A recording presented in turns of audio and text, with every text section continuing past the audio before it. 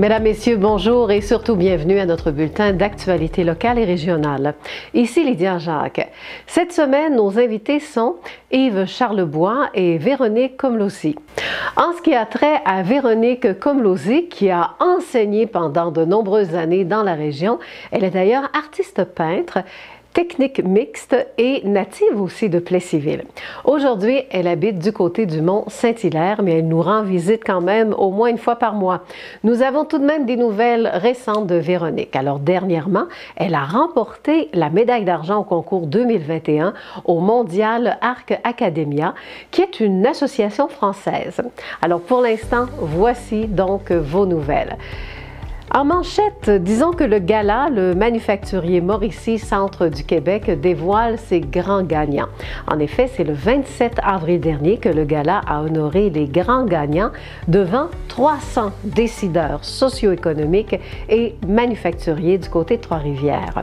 9 entreprises manufacturières actives ont remporté les honneurs et une seule a reçu le Grand Prix Bâtisseur pour son apport exceptionnel pour l'économie de la région. Donc, le Grand Prix Bâtisseur a été remis à la famille Lemaire de Cascade.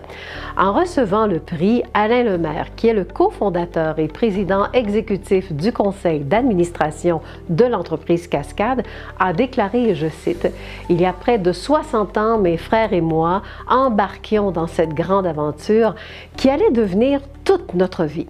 Nous avons repoussé les limites de nos pratiques d'affaires afin qu'elles soient respectueuses des milieux où nous sommes implantés, comme au centre du Québec, le berceau d'ailleurs de l'entreprise. Cette reconnaissance, nous la partageons avec nos employés et nos partenaires, source de tous nos succès. Les entreprises lauréates de notre territoire, les deux entreprises sont dans la MRC de l'Érable. Alors, il s'agit de Vincent Veilleux de Coroprotec de Princeville dans la catégorie Jeune entrepreneur. Bateau Prince Craft également de Princeville, le grand gagnant dans la catégorie cette fois-ci Santé et sécurité au travail. La remise de prix en a surpris plus d'un. L'innovation technologique était au cœur de la soirée grâce au fameux robot qui a remis les prix aux grands gagnants de cette soirée. Le robot apportait l'enveloppe avec le nom du gagnant et allait même jusqu'à remettre le trophée aux entrepreneurs gagnants. Ce fut un événement de nouveauté dans ce gala avec ce fameux robot. En terminant, notons que le gala du manufacturier a vu le jour en 2017. La 3e édition a été annulée en 2020 et de retour cette année 2022. Notons que le gala Le Manufacturier, présenté par Desjardins Entreprises, est organisé par les manufacturiers de la Mauricie et du centre du Québec. C'est le temps des sucres. Et notre chroniqueur agricole, c'est bien sûr Yves Charlebois. Bonjour Yves. Oui, bonjour Lydia. Toujours en forme? Oui, absolument. Hey, le temps des sucres. Je pense qu'on a un très bon sujet. Oui, bien évidemment, le Québec et la production acéricole, ça va ensemble. C'est une exclusivité. Il y en a un peu en Nouvelle-Angleterre, il y en a au Nouveau-Brunswick, un petit peu en Ontario, mais principalement, le gros de la production, 75% de la production acéricole dans le monde, c'est au Québec. Ils ont déjà essayé de faire pousser des érables à sucre en Suède qui ont à peu près la même température que nous. Pourquoi? Je ne sais pas, ça pousse pas. Fait que c'est une exclusivité québécoise ou presque. Là, mais j'aime ça veut dire que les érables nous ont acceptés. Oui, c'est ça, il y a quelque chose de particulier. Là, mais, voilà. Ouais. Et est-ce que tu adores aller dans les cabanes à sucre? Oui, évidemment, pour voir où est-ce qu'ils en sont rendus. Dimanche, le 3 avril, j'allais faire un tour dans ma région, c'est-à-dire Saint-Ferdinand, et ça coulait abondamment. Un de mes voisins, ça coulait tellement qu'il n'avait pas parti son vacuum parce qu'il y avait trop d'eau qui rentrait dans son relâcheur. Fait que, il y avait deux entrées et ça fournissait pas. Si je repars le vacuum, mes bassins vont déborder. Et j'étais allé chez un autre acériculteur, c'était la même chose. Il y avait un immense volume. Et ils ont commencé environ 2 semaines. Puis si la tendance se maintient, ils vont être bons jusqu'à la journée de Pâques, la fin de semaine de Pâques, où ça va encore couler. Et on s'attend, dans la région, je parle pour ici, là. Je peux pas parler parce que le Québec, c'est immensément grand. Pour la région ici, ça s'annonce très, très bien. Alors justement, pour le temps des sucres, moi j'ai entendu dire que ça n'a pas commencé aux mêmes dates que les autres années, un petit peu de retard. Ben, Enfin, dans la région, moi je parle pour ici, là, c'est à peu près sensiblement la même chose que les autres années. C'est parce que la province de Québec, on entend souvent dire, ah, ça n'a pas d'allure, les sucres sont pas bons à un endroit, là. Mais c'est immense, hein. Le gros de la production acéricole au Québec se fait dans la région de Rivière-du-Loup, Desjy, où il y a beaucoup d'entailles, et beaucoup d'exploitation acéricole à cet endroit-là. On en a beaucoup ici au centre du Québec parce que on compte, juste dans le centre du Québec, il y a 755 entreprises acéricoles. Il y a 4,6 millions d'entailles sur à peu près 38 millions au Québec. Et ça génère tout ça 50 millions,1 de dollars et pour une moyenne de 66 000 $ par exploitation. Fait qu'il y en a qui peuvent faire 200 000 $, puis il y en a d'autres qui en font 30 000, là. Oui. Mais c'est une moyenne de 66 000 $ par exploitation. Oui, et on comprend peut-être pourquoi les quotas, tu sais quoi, il y a eu des quotas qui sont offerts en plus, là, les aussi? producteurs acéricoles, il y a quelques années, se sont donné une mise en marché collective et ils se sont donné des quotas, c'est-à-dire que chaque producteur a X nombre d'entailles qu'il peut exploiter et vendre ce sirop-là en vrac, là, par l'intermédiaire de l'agence de vente qui est la Fédération des producteurs acéricoles. Oui. C'est ça, donner ce système-là. Et là, ce qui arrive, c'est que les ventes ont progressé d'année en année, d'année en année.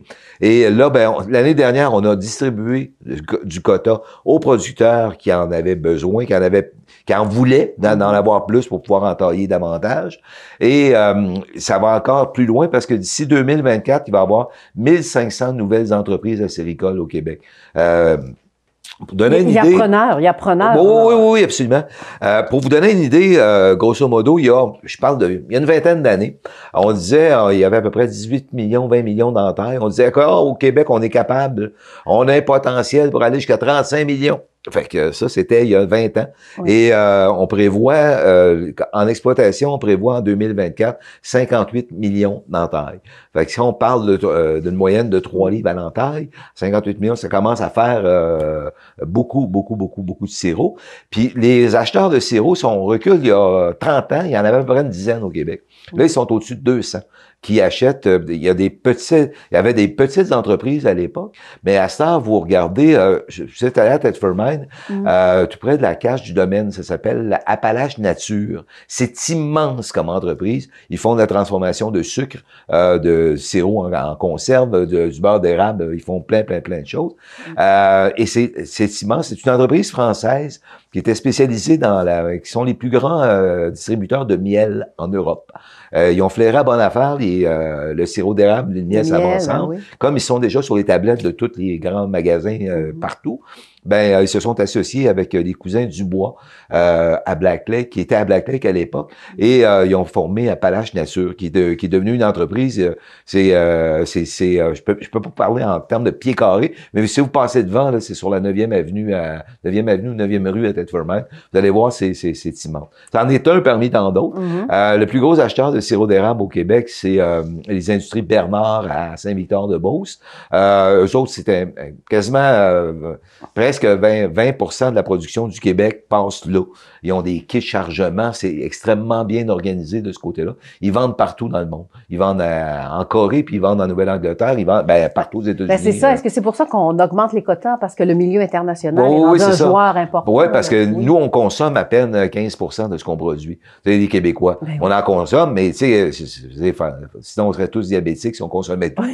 C'est pour ça qu'on en exporte énormément. Puis de plus en plus, on fait goûter ce produit-là à des Belges. Vous allez en Europe, là, il y a certaines personnes qui savent que c'est quoi du sirop d'érable, mais d'y avoir goûté, c'est une autre histoire.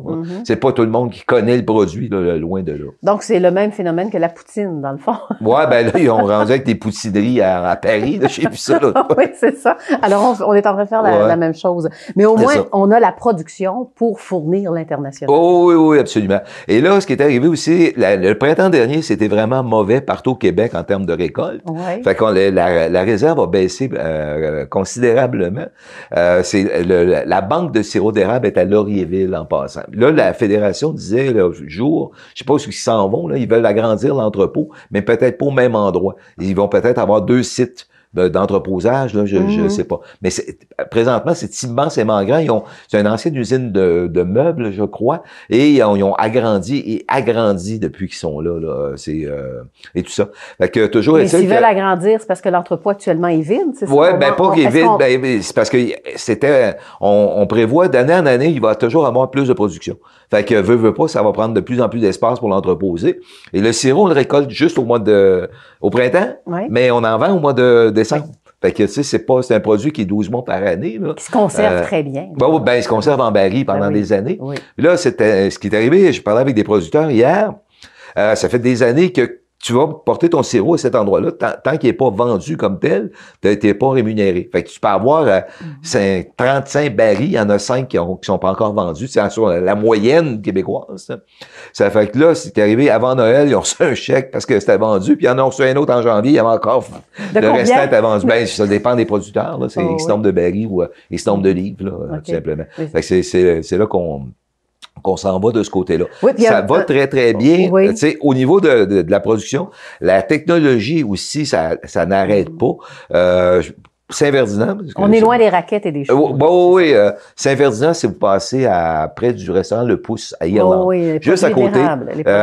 Non, à côté, ça s'appelle Evapo. C'est un centre de bouillage centralisé. C'est-à-dire qu'il y a trois immenses évaporateurs qui fonctionnent à l'électricité. Pas au mazout, au bois, mais qu'à l'électricité. Ça été inventé à Princeville, ce système-là. Okay. Et ça coûte 10 fois moins cher en énergie, en électricité, que ça coûte en mazout pour faire un gallon de sirop d'érable. Et ça fonctionne extrêmement bien. Il y a au-dessus d'une trentaine de sériculteurs qui vont porter leur eau à cet endroit-là, et on bouille et on produit du sirop. Fait qu'au lieu d'avoir des cabanes à sucre dans tous les rangs... Ils vont bouillir partout, là, ouais, mais les gens portent leur eau et il y a une centrale pour bouillir. Fait que mais les gens... quelle bonne idée! Oui, absolument. Ouais. Et les gens ont comme particularité, c'est qu'on dit toujours, si tu veux récolter tu veux faire du sirop d'érable, ben occupe-toi de ta forêt, passe pas ton temps à essayer de bouillir, etc. Occupe-toi qu'il n'y a pas de fuite dans la forêt avec tes tubulures et tout ça. Voilà. Et en guise de conclusion, Yves... Ça va pas toujours bien partout dans ce secteur-là. Il y a un détail, parce pour le commun des mortels, c'est toujours les salles de réception.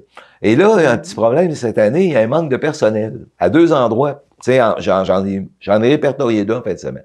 La cabane à sucre du Mont-Saint-Michel à Victoriaville, pas de personnel. Monsieur Lemieux, qui est le patron de la maison, il refuse des groupes cette année. Il y a des jeunes qui veulent pas travailler, ou ils rentrent pas le matin, puis ils ont des groupes de 150 personnes à servir. Ça fait qu'il a décidé de tirer à la plug, là, d'essayer au minimum de faire des réceptions.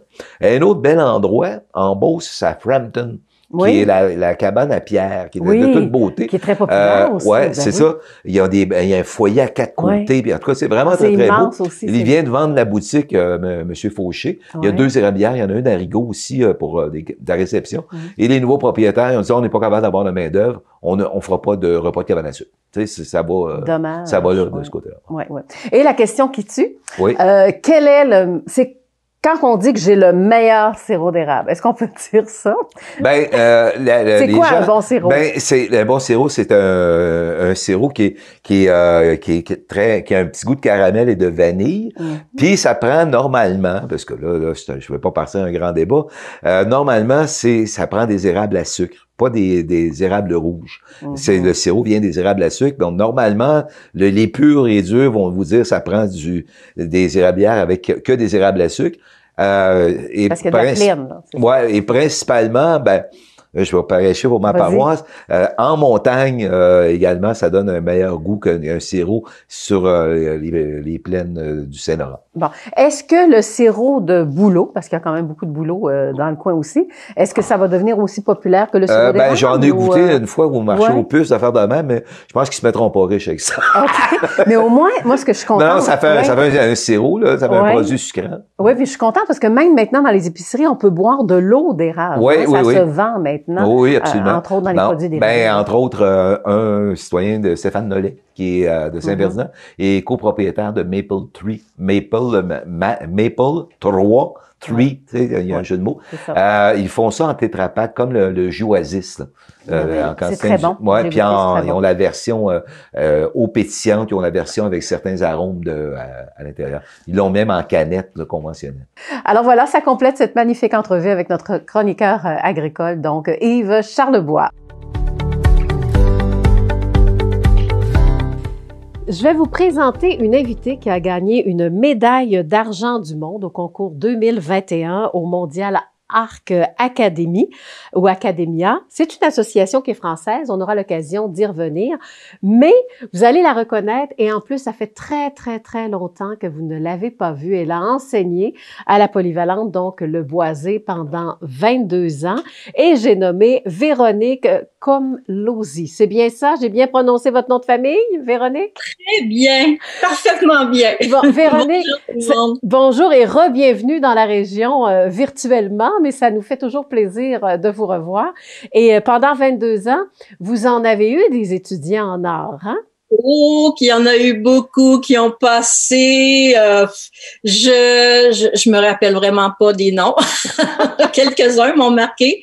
Mais c'est toujours un plaisir quand je descends à Victoriaville, quand je vais à Victoriaville, de faire un petit coucou quand j'en vois un ou une ou un petit groupe. C'est toujours chouette. Ça fait toujours plaisir. Et puis, d'avoir mes collègues. Et on arrive à reconnaître nos étudiants parce que tout le monde vieillit aussi, hein, on change un peu de visage. Est-ce que vous réussissez à reconnaître vos étudiants? Ah, certains, oui. Certains. Mais ce qui me surprend, c'est qu'eux me reconnaissent. Moi aussi, je vieillis. Puis, ça paraît pas. Comment? J'ai dit, ça paraît pas du tout. Oh oui, ça paraît. Puis là, une des dernières fois que j'étais allée à Victoriaville, bon, j'avais le masque, hein, et êtes-vous Madame Komlosy? Vous avez enseigné les arts? J'ai dit oui, mais comment t'as fait pour me reconnaître? Votre corps, tout. C'est génial. Alors, on va jaser de la principale raison du pourquoi que vous êtes ici, mais avant. Là, je regarde votre décor. J'ai jamais vu ce décor-là dans mes recherches de décor. Alors, où êtes-vous? Je suis présentement dans mon atelier.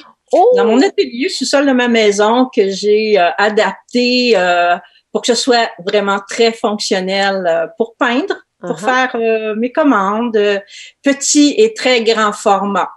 Fait que c'est quand même assez grand, bordélique un petit endroit parce que bon. C'est les arts. Comme à l'école, là, je travaillais avec plein de matières. Je trouve ça très inspirant. Alors, ici aussi, j'ai plein de matières. Bon, parce que c'est ça, vous êtes une artiste. Est-ce qu'on peut dire artiste peintre? Oui, plus artiste peintre. Oui. Peintre, mix média. J'aime beaucoup intégrer différentes techniques au tableau. Parfois, il y a de la sculpture qui va venir compléter un tableau avec un ajout sur le côté ou sur le dessus. Mais principalement, oui, artiste peintre, technique mixte. Oui. Alors, ce qu'on va faire, puisqu'on a le temps de jaser, hein, vous êtes à la retraite quand même, Véronique. Alors, Véronique, vous avez été honorée par une association française. Alors, donne-moi un peu les explications pour en arriver à gagner la médaille d'argent. Qu'est-ce qui s'est passé? C'est quoi le parcours à faire aussi? Premièrement, j'avais vu passer sur le net, en faisant des recherches sur différents endroits, pour donner son nom, pour des expositions, j'avais remarqué le site du Mondial Art Academia. Alors, j'ai fait une petite recherche. Je me suis inscrite déjà pour faire évaluer mon dossier. J'ai envoyé des images et tout. Mon dossier a été accepté. Déjà, au départ, on m'a donné le titre de chevalier académicienne. Et suite à ça, on nous offre différents concours à participer, des expositions. Bon, il y a eu le COVID, ça a empêché beaucoup de choses, mais je me souviens malheureusement pas le nom de la personne qui nous a envoyé aux membres la possibilité de participer au grand concours mondial Art Academia 2021. Alors, on nous demandait d'envoyer des images et que ces images soient classées dans un thème en particulier. J'ai envoyé, oui, l'Indien, charmeur d'âme dans la catégorie portrait. J'avais envoyé un autre dans la catégorie animal et un troisième petit format papier peinture dans la catégorie figuration. Et on envoie ça, je laisse aller ça. Évidemment, j'ai pas pu me rendre sur les lieux parce que, bon, dû au COVID, c'était pas possible. Ouais, mais il y a 2 semaines, peut-être, j'ai reçu la nouvelle par Messenger, un addon comme ça, disant que bon ben là, si vous voulez avoir votre médaille, là je comprenais rien là. En tout cas, bref, on m'annonçait que j'avais gagné une médaille d'argent, que Charmeur d'âme a été sélectionné et que j'ai eu également l'honneur d'avoir une reconnaissance pour la peinture du colibri. Voilà.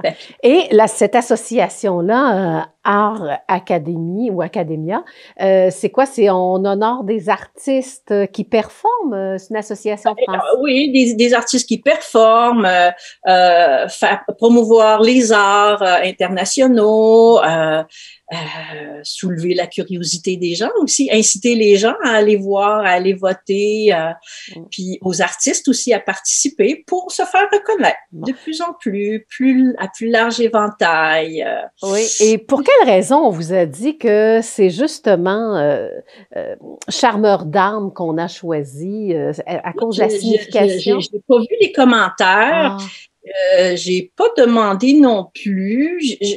D'après ce que je me souviens, au niveau des critères, au niveau de la technique, au niveau du sujet rendu, au niveau personnel, du rendu personnel de l'œuvre que tu présentes, la qualité, tout ça. Charmeur d'âme, il est assez particulier. Il a charmé les âmes des juges. Oui, c'est ça qui est important aussi. Est-ce que c'est la première médaille à vie que vous avez remportée ou il y en a eu d'autres en carrière? Il y en a eu d'autres. Il y en a une, si je me souviens bien, c'est il y a tout près de 8 ou 9 ans, j'ai gagné la médaille d'or lors d'une exposition internationale aussi en Belgique sur le sujet de l'abstraction. Curieusement, c'est vraiment très rare que j'en fais. Et si je me souviens, le titre, c'est « Je tends à disparaître ». Je terminais une série de tableaux. C'était le dernier tableau. C'est pour ça que je l'avais intitulé « Je tends à disparaître ». Je m'en vais vers quelque chose d'autre. Alors, j'ai été honorée. J'ai une belle médaille. J'ai été honorée également à la Maison des Arts de Saint-Faustin il y a quelques années où il y a eu un concours. On m'a donné le 3e prix pour mon beau Martin Pêcheur, Au-delà de ce que tu vois, le titre. Voilà. Et toutes ces médailles-là, qu'est-ce que ça fait pour une artiste comme vous? Parce que est-ce que c'est important, les concours, les médailles? Je pense que vous avez un point de vue là-dessus, hein? Ben, c'est sûr que quand tu gagnes un prix, c'est flatteur. Ça prouve que tu es sur la bonne voie. Tu sais, j'ai un certain talent. Je dis pas que j'ai un très grand talent. J'ai un certain talent. Puis lorsqu'on gagne une médaille comme ça, ben c'est ça. Ça pousse à aller plus loin. Ça pousse à se dépasser. Puis, écoute, moi, ça fait du bien. Ça fait vraiment du bien parce que il y a beaucoup énormément d'heures en arrière de tout ça.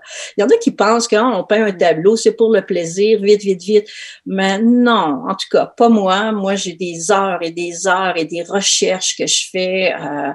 Ça me fait plaisir. Et je suis pas le genre à participer à beaucoup de concours. Chaque année, en début de chaque année, je me fais des objectifs pour l'année. Et moi, cette année, entre autres, mon objectif, c'est de me faire voir le plus possible. Télévision, être présente lors des expositions, participer à plus de concours. Alors, on va voir la suite. c'est sûr aussi que quand tu gagnes des concours, c'est bon pour un CV artistique, ça justifie les augmentations de prix parce que, bon, tout augmente. Tu sais, c'est un peu difficile aussi hein, de dire... En tout cas, moi, je trouve ça difficile, les prix, de mettre un prix. Puis, ben ça justifie bien. Oui, mais j'ai gagné ça, et là, et là. Puis, quand on me demande, vous avez combien d'années d'expérience? Ben moi, je leur dis que j'en ai 60 années. Parce que tout ce que je mets dans mes tableaux, c'est moi. C'est toutes mes expériences, c'est toutes mes rencontres, c'est mes peines, c'est mes joies, c'est mes crises, c'est tout ça. Quelle libération en même temps, hein? Oh, vraiment, ça fait tellement de bien, tellement. Et en guise de conclusion, parce que 10 minutes, ça passe quand même très rapidement. Ben oui, les objectifs pour le futur, une belle exposition du côté de Victoriaville, peut-être, hein? Intitulé Retour aux sources, je ne sais pas. Ah oui, ben justement, je dois contacter quelqu'un. Lydia et son pif. Un bon pif, toi. Oui, c'est un bon pif. Alors, dans ce cas-là, quel message on devrait laisser peut-être aux autres artistes hein, qui nous écoutent actuellement? Là? Le premier mot qui me vient en tête, c'est oser.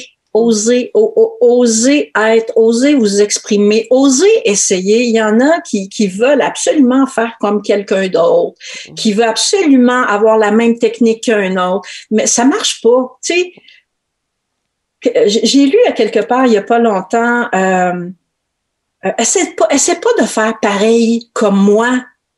Il y en a juste une qui est moi. Fait que essaie pas de faire pareil comme un autre parce qu'il y en a juste une personne comme l'autre. Essaie de faire comme toi.